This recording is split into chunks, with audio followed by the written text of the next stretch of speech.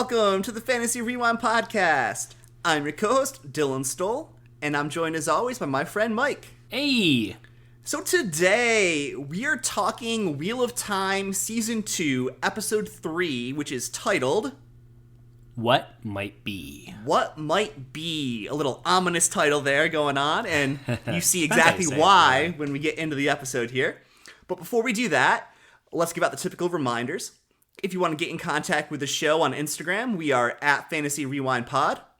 On X, we are at Fantasy Rewind. Or you could send us an email, which is fantasyrewindpod@gmail.com. All right, without any farther delay, let's dive into this rewind. Fantasy Rewind. All right, Dylan, Episode 3, what are your thoughts? Well, my general thoughts were pretty positive as far as things go for Wheel of Time, the show goes. And I really liked that we got to see the accepted testing for Nynaeve. Mm-hmm. I really like where things are kind of going for showing the brutality of the Seanchan and making us take them seriously right off the bat. Even if I am a little upset and disappointed about who has to be the sacrificial one-eyed lamb.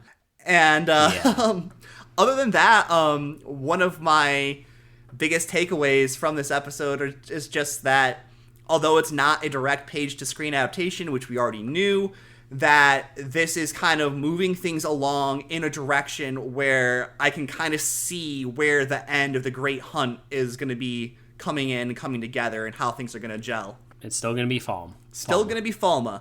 What about you, Mike? What were your overall first impressions of this episode?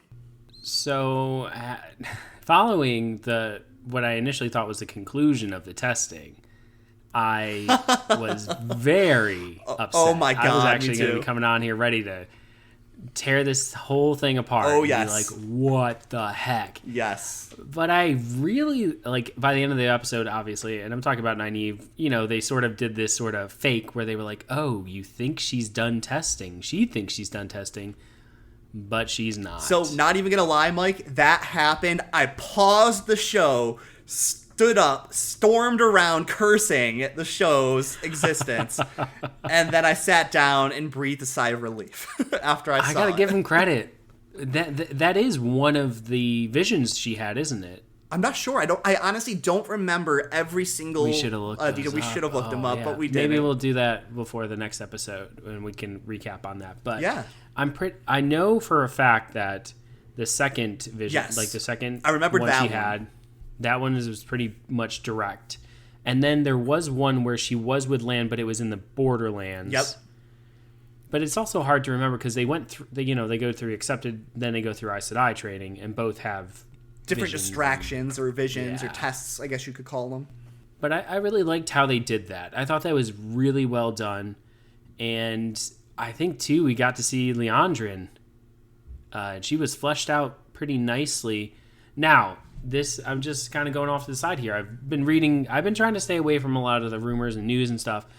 But people were posting on groups that Elaida has apparently been cast. I heard this That's too. going to be very intriguing to me because maybe Liandrin isn't taking all of Elaida's role. She's taking some of those things, and so that might be a little more interesting, I think. Yeah, I've heard another rumor. I've tried not to give into it. Rumor has it. But I've heard that it's not Elaida they're merging Liandrin with. It's Alviarin.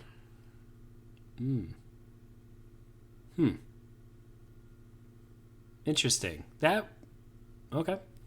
But we'll see. I will say I agree with see. you 100% what you said so far, though, about Liandrin. I think that they're doing a really good job of flushing her out, giving her a lot more depth than they did in the book. So she's feeling like a much more full character. Yeah. Well, let's go ahead and let's get into this a little bit. Whose storyline you want to tackle first? You want to go shortest or longest? Let's go short to long. Short to long. Well, the short. Let's just go Perrin. Short one. Let's go Perrin. Yeah, Perrin. All right. So at the end of the last episode, obviously the Seanchan had come and invaded this town. Oh my goodness, someone made a meme, and this is just sticking to my head. So, do you ever watch the Super Mario Brothers live action from like the 90s? Oh yeah, I did. Okay. For those who don't know, just search like Dinosaur Man from Super Mario Brothers movie.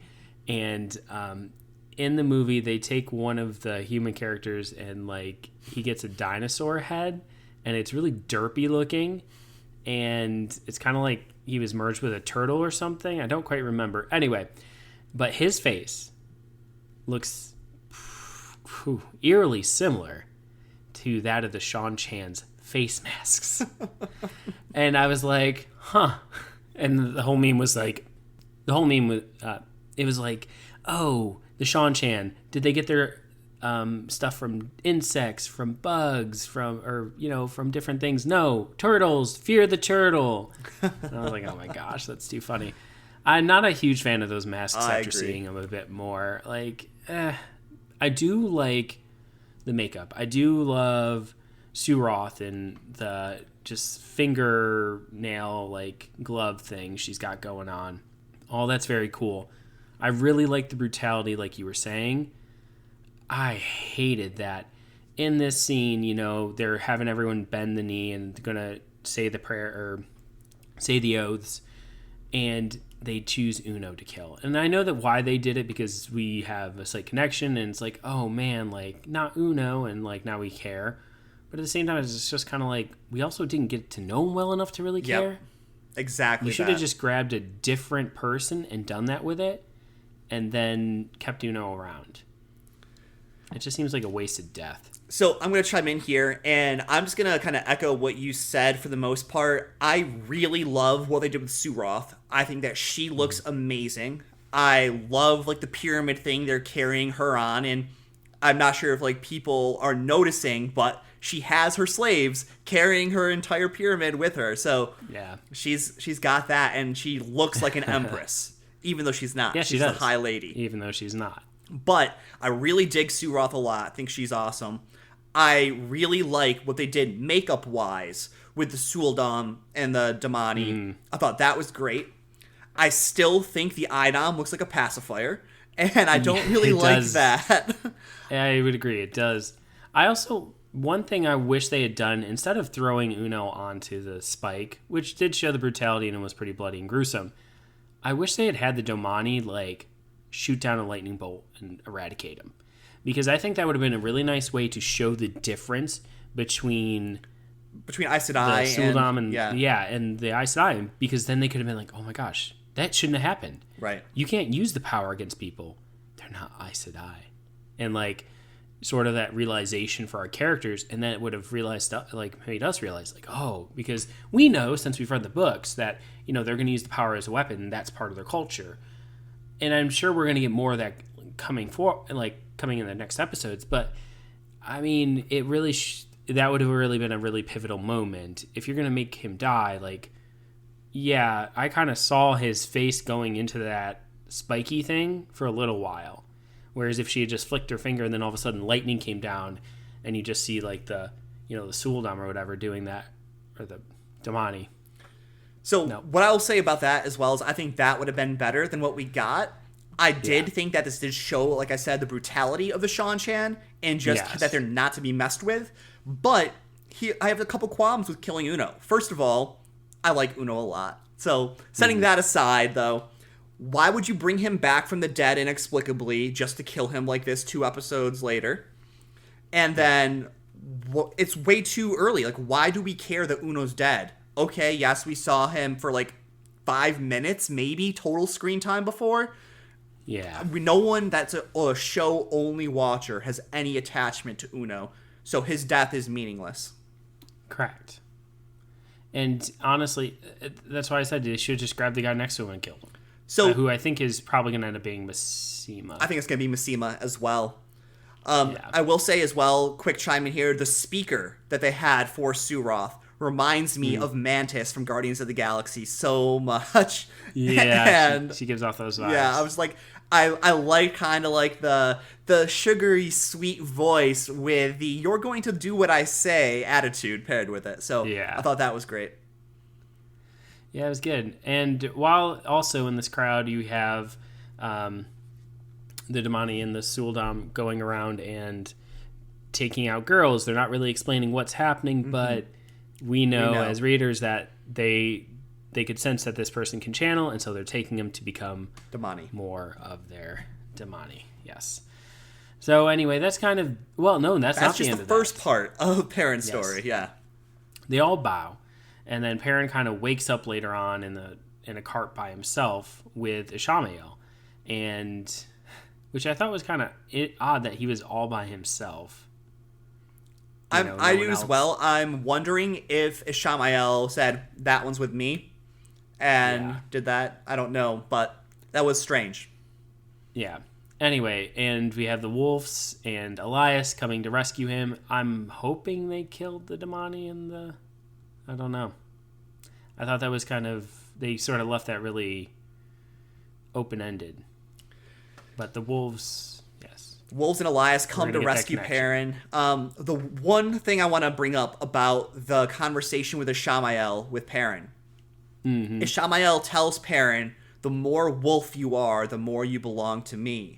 Kind of setting up Perrin's struggle with, I can't give in to the Wolf Brother power. I can't be a Dark One's puppet.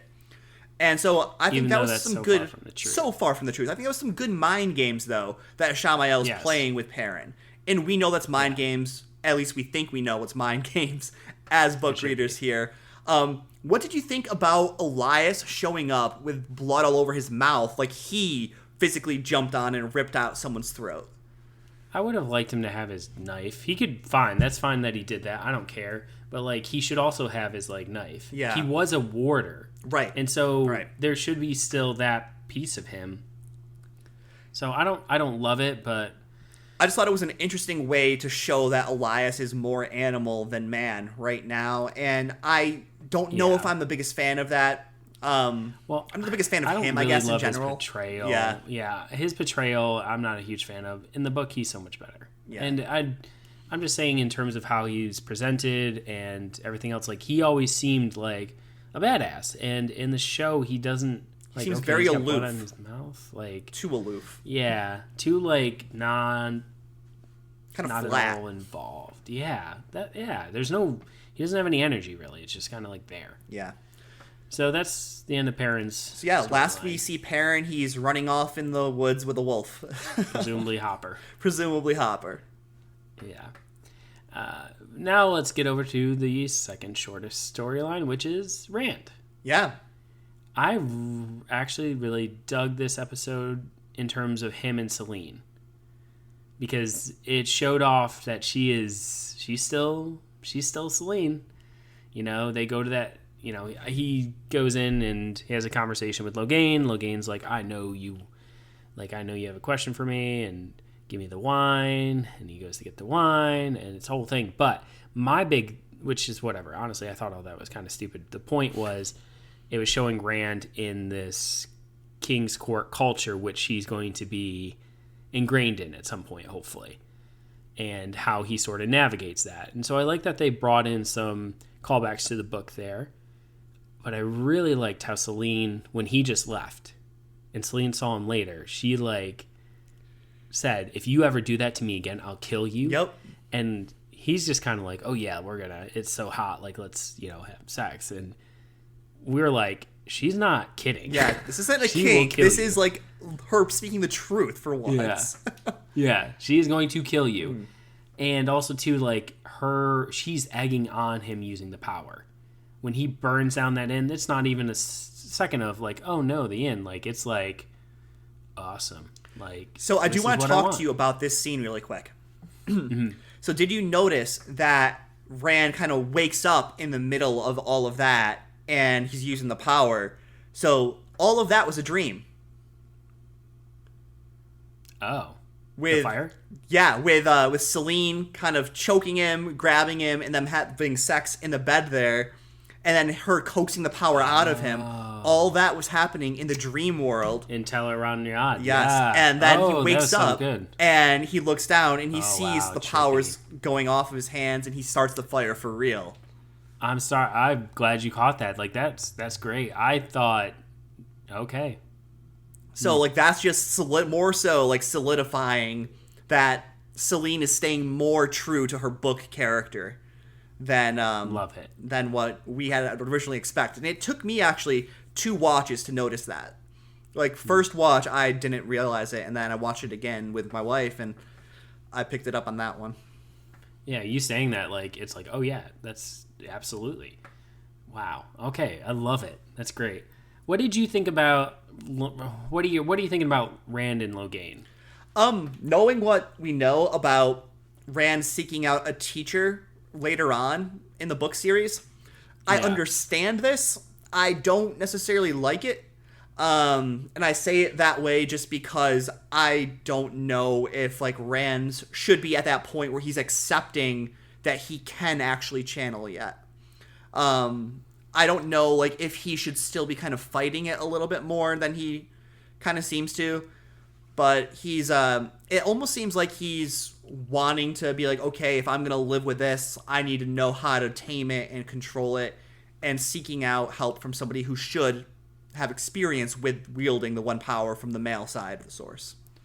Now, I'm going to disagree with you slightly because my takeaway from his interaction with Logain was that he wanted to shut it off. And Logain's just like, You can't. Okay, that makes sense, yeah.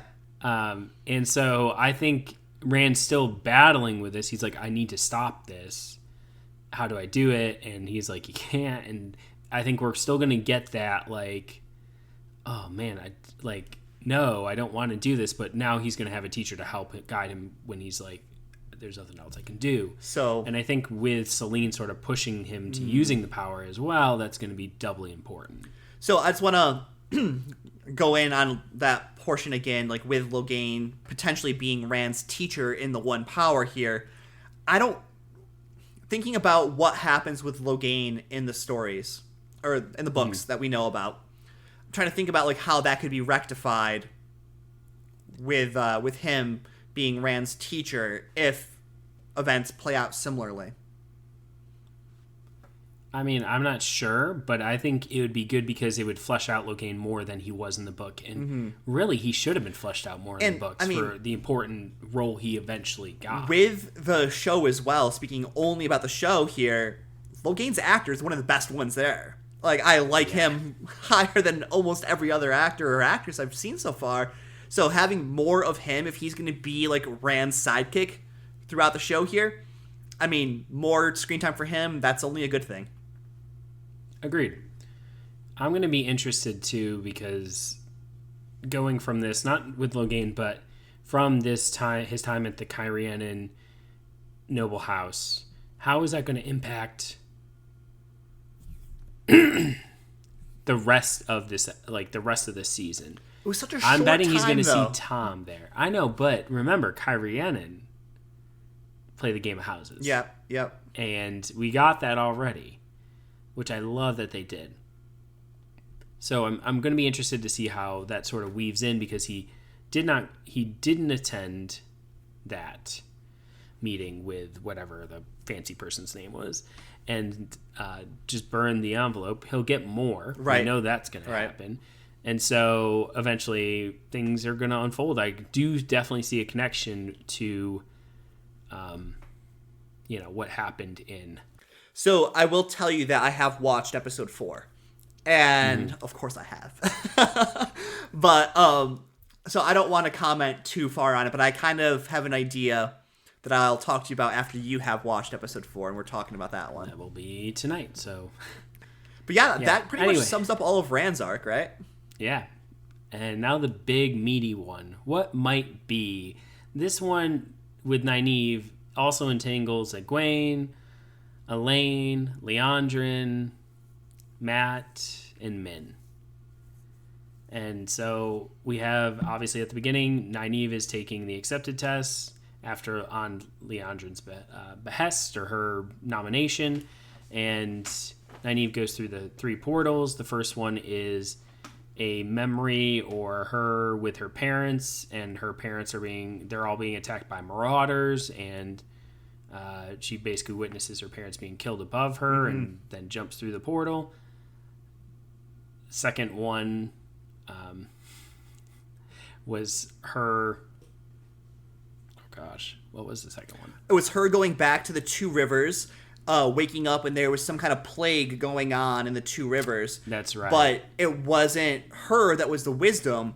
It was Mrs. Coffin, who was the wisdom, giving everybody the poisonous red tea to just kill them, because it was a better death than dying from the poison, or from the plague or whatever. Yeah. And then the third one is the one that tripped us all out, because she goes in and this, and then her falling in a red dress and everything else, and it was kind of weird because I was like, oh, are they just going to kind of skip this one for time's sake? Yeah. And just sort of give us flashes of like her and Lan, and she comes through like she just killed Lan, basically. Right. And so I was like, oh, maybe that was alluding to them in the Borderlands, that one or whatever. And so she gets washed clean, but then she ends up leaving, and then they were like, you will not be accepted if you leave. And I was like, she just went through all three. What do you mean? I thought that was really weird. Well, plus, accepted can leave the tower as they wish. So, yeah. I mean, you know. Yeah. And she just leaves, basically, tells Egwene that she doesn't need her, and meets Lan mysteriously outside in the forest on her way out of Tarvalon, and goes back to the Two Rivers.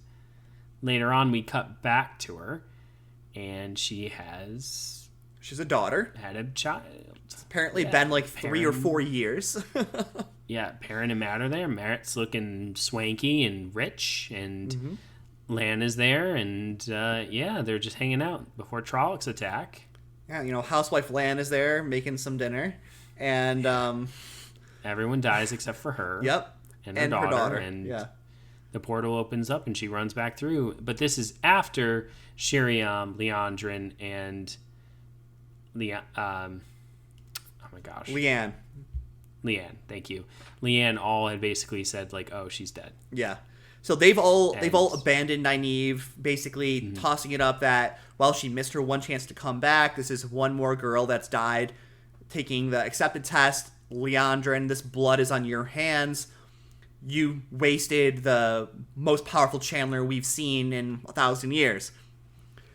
And this rolls nicely into where Matt's story picks up. Because Liandrin basically goes and tells Matt that he's free to leave. The door's open.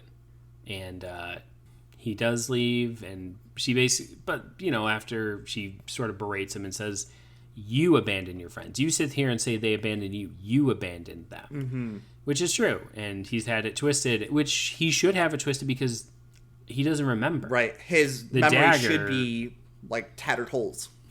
Yeah. And because the dagger had taken so much of that when he was in possession of it. So he kind of leaves to go see Egwene, sees her crying and stuff, and basically decides not to let her know that he's alive. He gets Min and he's like, hey, you want to leave? And so they decide to leave. We do find out, though, that Liandrin and Min have sort of an agreement of sorts, which I think is intriguing. I thought this was really interesting. Like seeing that Min was... Yeah, so I was very interested in seeing that it looks like Min was a plant all along on Liandrin's side, where I guess Liandrin is like promised to help her get out from Moraine's thumb and like out of the Aes Sedai's thumbs. And in exchange for that, she has to help her by doing something with Matt, some mission with Matt. She hasn't said the exact details of, but it's a very interesting way to look at it because it puts all of last episode's interactions between Min and Matt back into the forefront where you're like, wait, what was going on there? Like, was this entire thing fake? Or did Liandrin discover the holes and then, like, approach Min afterwards? But shows that Min is Liandrin's agent right now, and she's off with Matt to some unknown location. Yes. Where do you think they might be heading? I can't tell you. I've already watched the episode. Oh, well, I think they're going to Falma. You think they're going to Falma? Okay. Yeah, I think they're all going to end up at Falma. I mean, that's just my thought process on that. I will find out, I guess, after episode 4. Yeah. But it also wouldn't surprise me, too, if they were to end up in Cairhien as well. So, we'll see. there has to be some joining of these little loose chains at some point here, and I think we're going to see it sooner than later. So let's jump in with Egwene and Elaine here. Yeah. We see their friendship kind of strengthening, waning. It kind of goes back and forth here because Egwene and Elaine seem to be buddy-buddy, and then Egwene gets news that Nynaeve has passed away. Mm-hmm. She's obviously very upset and just says, like, you don't know me at all. And like, who are you? Why are you even here? Yeah, pushes Elaine away, which Elaine kind of gets, I guess. I think she does. And then Egwene does confront Liandrin, which I thought was really interesting. And you'll notice, too, like, Liandrin really never flat out denies that she wanted Nynaeve dead. So I thought that was very interesting. But Egwene's basically mortal enemies with Liandrin now. That's very Anything true. You want to add on that? Yeah, so I thought the exchange between Egwene and Liandrin on the top of the tower there by the brazier, beautiful shot. It was quite interesting because it shows Egwene has the backbone to her that we haven't seen yet. As far as standing up to Aes Sedai and not being the meek mouse doing all the cleaning and everything. But I think that Egwene also underestimates just how powerful Liandrin is. And I will just take note that while all the Aes Sedai we have seen so far do the arm movements to do the weaves, kind of like pulling it together and then doing the weaves there, Egwene does not. Egwene said it's harder for her to do the spells or like the magic without doing the arm movements, but she likes the challenge. She said that in a previous episode. Then so when she lashes out at Liandrin, she does kind of like a body flinch to like launch fire at her instead of doing the hand movement to do the weave towards Liandrin. And I thought that was very interesting, just based on some of the stuff we learn later on in the series. So it's kind of sprinkling that there. I like it as well. Anyway, so then anything else you want to add with Egwene or? Yeah, so the where they end up, they end up going down to the arches, and Egwene's set to try to bring Nynaeve back, and she tries to activate the arches by herself, which she's unsuccessful at because it takes multiple Aes Sedai, I guess, to open the arches. Although, like, it looks like she comes close. But on top of that, Elaine's like, Egwene, what are you doing down here, girl? We gotta go back up. I know you're hurting, but we can't be hanging out down here. We're gonna get expelled. And Egwene's like, I'm not going anywhere. I'm standing vigil, basically. And Elaine's like, fine, I'll grab the blankets. I'll be right back. So they decide to spend as much time down there as they're going to be allowed to. Yeah. And who should show up in the middle of the night but Nynaeve? And that's kind of the end of that episode, as well as Matt leaving and Min's exchange with Liandrin about their deal. So I do want to talk to you about the reappearance of the Arch inside the inside the final testing part here with Nynaeve and her being able to bring the gate back after it already disappears. Now, I do want to say that I believe in the books there was something like this that occurred. It was either with their accepted tests, and it was either her or Egwene. I think it was Egwene. Or it was the test to become Aes Sedai. Yeah, I think it was Egwene during the Aes Sedai testing, if I remember correctly. Yeah. Honestly, they have so much testing with these but yeah, so I thought this was kind of just a nice touch to sort of bring Elaine and Egwene's relationship together, and this was also a way to really get Nynaeve to sort of transform. Now she is going to have a reason to study at the tower, because she realizes, like, if she doesn't, like, what if an illness befell her town? She would not be able to channel to heal them. What if she does run away from all this? Is there ever truly going to be an escape? Mm-hmm. No. And I think that's really important for her character, because when we think about it, you like you said before, she was respectful to the Aes Sedai. Now that's going to give her that edge to be respectful, because she's like, I need something from you. Mm-hmm. Whereas previously she didn't have that. And I'm not sure if in the books we really got her reasoning for wanting that, because she always kind of treated them with this level of disdain. Yeah, she fought it for a while. So I think this is a really nice way to transfer her from that original state into one that's going to be she's going to take the teaching, basically. Yeah, so I think just this really put Nynaeve through the ringer, this last testing portion. And I'm glad it did, because talking with Amy, my wife, about the first 2 testings, she was like, that's it? That's all she had to go through? That was weak.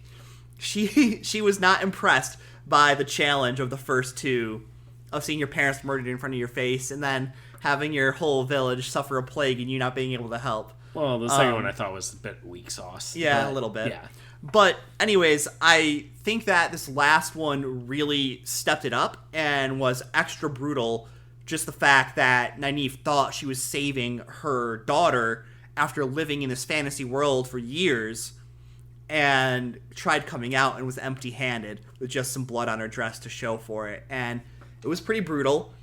I do think that Nynaeve should have some consequences from this training. Aside from being raised to accept it, she should have a better idea about like what she could do to help the world if she is to become Aes Sedai. And I think, like you said, that may have an attitude shift. We'll have to wait and see. But I think that, again, this did show like the fracturing of the Elaine-Egwene relationship, and then the coming together of it again when Elaine was like, fine, I don't want to do this, but I'll be your friend and stay here with you till the end. Mm-hmm. And then finding Nynaeve coming back through the portal in the middle of the night. Forging a stronger bond. Yeah. That's what it's all about. And then they're all going to be besties, and then we're all going to be like, kumbaya, yeah. That's exactly what happens, right? yeah. They're all... I mean, they still got to go to Falme. Yeah. All 3 of them. Which I think is going to happen with Liandrin. Either Liandrin, or they don't want to put it on her, then give it to the Aes Sedai that Elaine trusts. I don't know. We'll see.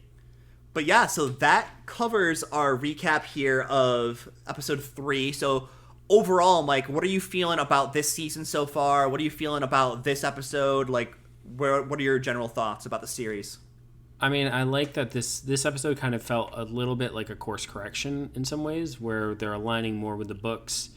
How they're getting there is a little bit different, and that's okay. I am still salty over Uno. They could have picked anyone. Why? Because he had one bloody eye too many, and they needed to give him another hole in his throat. Yeah. They wanted to get the rating down for language. Yes.